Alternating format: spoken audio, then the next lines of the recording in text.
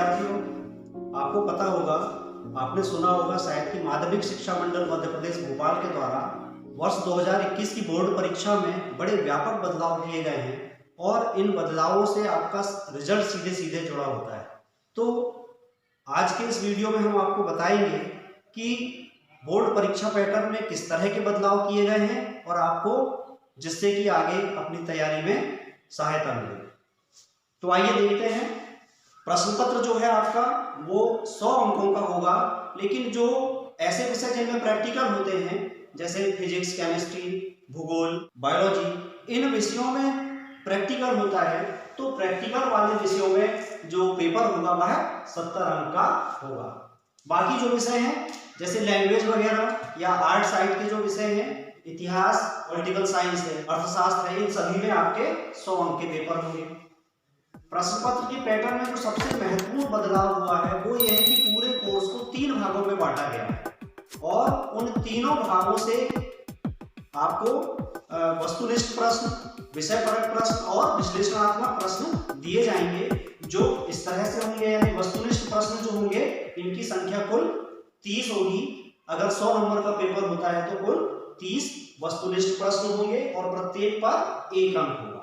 और जो सबसे महत्वपूर्ण बात है वह ये है कि ये जो वस्तुनिष्ठ प्रश्न है, अभी तक आप जब परीक्षा देते थे तो वस्तुनिष्ठ प्रश्न जो होते थे उनके उत्तर आप या तो सही गलत के रूप में होते थे, सत्य असत्य के रूप में होते थे, सही जोड़ी के रूप में होते थे, या रिक्त स्थानों की पूर्ति करो और बहुविकल्पी भी होते थे। लेकिन इस बार जो ये 30 अंक के या 30 प्रश्न जो होंगे बहुविकल्पी प्रकार के ही होंगे। आपको 4 ऑप्शन में से 1 ऑप्शन को चुन करके सही उत्तर लिखना होगा, लेकिन वह भी OMR सीट पर होगा। मतलब आपको इसके लिए एक अलग से OMR सीट दी जाएगी जिसमें कि आप इन प्रश्नों के उत्तर अंकित करेंगे। तो ये सबसे महत्वपूर्ण बदलाव है जो वर्ष 2021 की बोर्ड परीक्षा में आपको देखने को मिलेगा। और ऑब्जेक्टिव टाइप जो क्वेश्चंस है उनकी संख्या भी बढ़कर 30 हो गई है 100 नंबर के पेपर में। दूसरा जो भाग होगा, दूसरे भाग से विषयपरक प्रश्न पूछे जाएंगे, सब्जेक्टिव प्रश्न होंगे और इनकी संख्या 15 होगी, जिनमें से आपको किन्हीं 10 प्रश्नों के उत्तर लिखना होगा। प्रत्येक पर 3 अंक होंगे।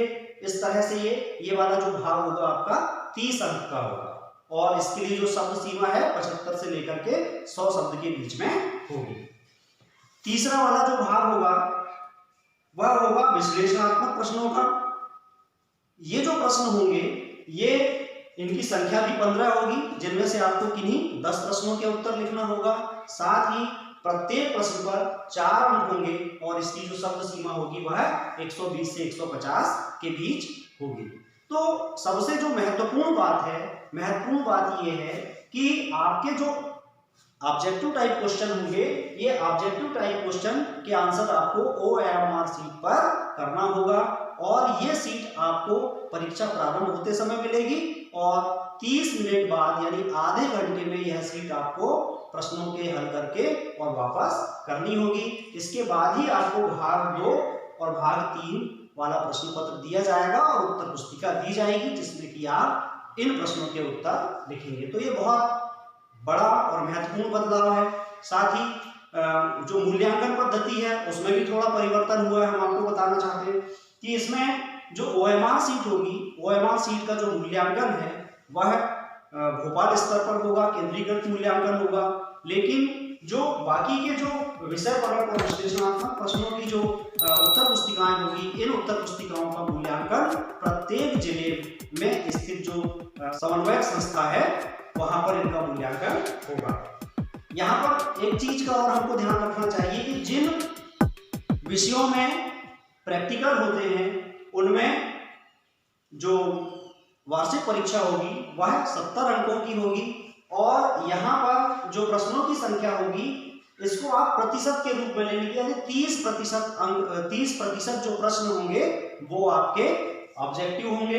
तो अभी हमने जो बात की वह 100 अंकों के पेपर के लिए बात की है। अगर पेपर 100 अंकों का होता है तो ऑब्जेक्टिव टाइप 30 प्रश्न होंगे, विषयपरक 15 प्रश्न होंगे जिनमें से 10 करना होगा तथा विश्लेषणात्मक 15 होंगे जिनमें से 10 करना होगा और ये 4 अंक के होंगे। लेकिन ये किसके लिए है? 100 अंक के पेपर के लिए। लेकिन प्रैक्टिकल वाले पेपर में जिनमें प्रायोगिक परीक्षा होती है उनमें चूंकि पूर्णांक कितने हैं, 70 है। तो आइए देखते हैं कि 70 अंकों के लिए यहाँ पर विभाजन कैसे होगा। तो जो वस्तुनिष्ठ प्रश्न होंगे, वस्तुनिष्ठ प्रश्न 70 अंकों के लिए होंगे। 70 अंकों के लिए कुल 21 प्रश्न होंगे और इनके अंक भी होंगे 21 प्रश्न होंगे, एक एक अंक के और 21 अंक होंगे। दूसरा जो विषय परक प्रश्न होंगे इनकी संख्या 7 होगी, मतलब 7 आपको करने होंगे, 7 प्रश्न होंगे और 3 अंक के हिसाब से ये 21 अंक के होंगे। इसी तरह जो विश्लेषणात्मक प्रश्न होंगे ये भी आपको 7 करने होंगे और ये कुल 28 अंक के होंगे। तो इस प्रकार 70 अंकों के लिए इस तरह से विभाजन होगा और 100 अंकों के लिए इस प्रकार से विभाजन होगा। साथ ही जो मूल्यांकन की जो पद्धति है उसमें भी थोड़ा परिवर्तन हुआ है। हालांकि इससे आपको ज्यादा लेना देना नहीं है, लेकिन जानकारी के लिए बता दूं कि ये जो OMR सीट है, OMR सीट का मूल्यांकन भोपाल स्तर पर होगा तथा जो शेष आपके जो विषय परक और विश्लेषणात्मक प्रश्नों की जो उत्तर कापियां होंगी, उत्तर पुस्तिकाएं होंगी, इनका मूल्यांकन प्रत्येक जिले में होगा। मतलब जिस जिले की कॉपियां हैं उसी जिले में इनका मूल्यांकन होगा।